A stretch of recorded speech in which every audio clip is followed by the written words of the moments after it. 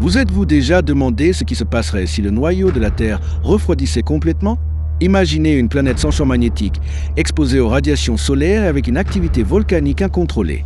C'est ce à quoi nous pourrions être confrontés si nous ne comprenions pas comment s'est formé ce four géant que nous avons au centre de notre planète. C'est une image terrifiante, sans aucun doute. Mais comment sommes-nous passés d'un nuage de poussière et de gaz à un noyau de fer en fusion à des milliers de degrés Celsius?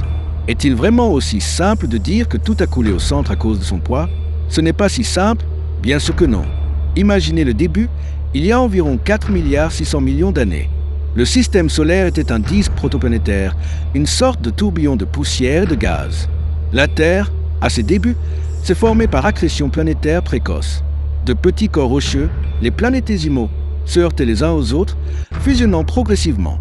Pouvez-vous imaginer la quantité d'énergie libérée à chaque collision? Oui, une énorme quantité d'énergie cinétique convertie en chaleur.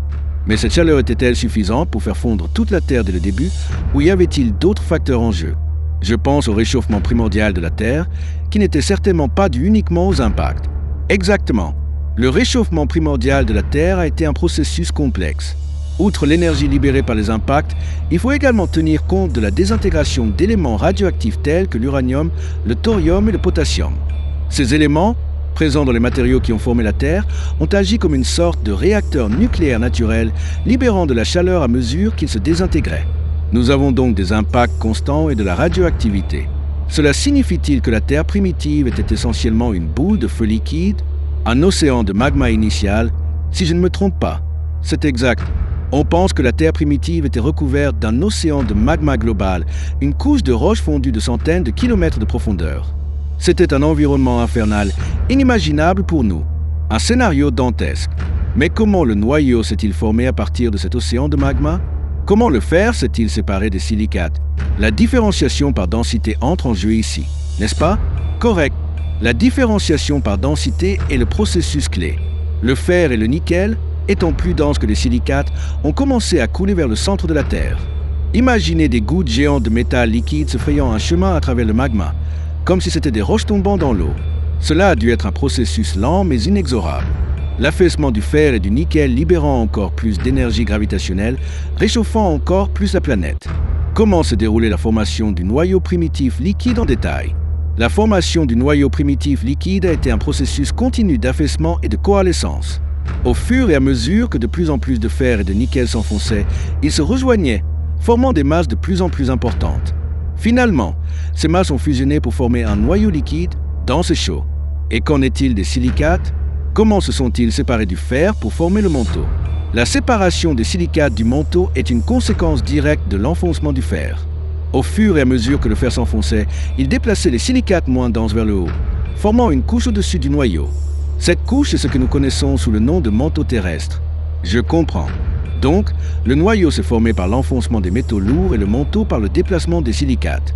Mais, quelle était la température de ce noyau primitif et comment sa température a-t-elle évolué au fil du temps?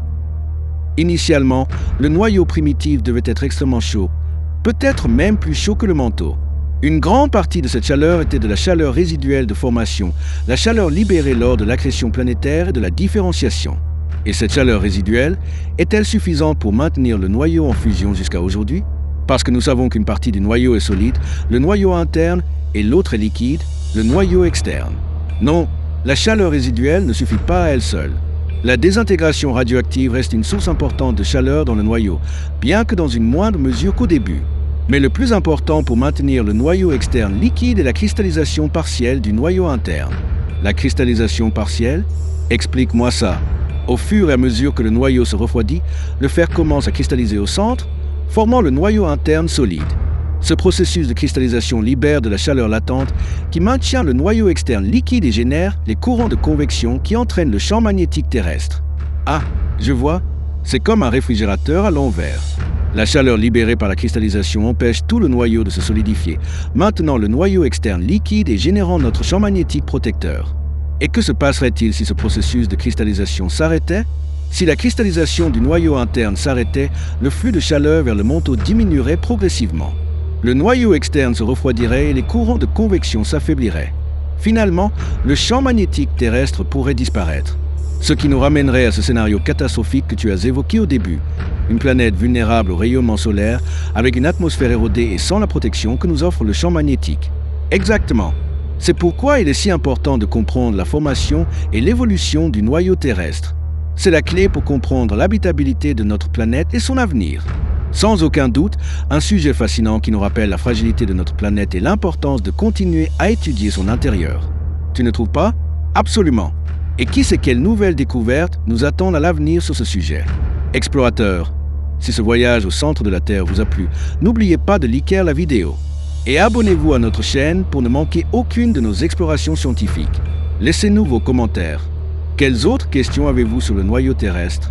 Nous adorons lire vos idées et suggestions pour de futures vidéos. À la prochaine!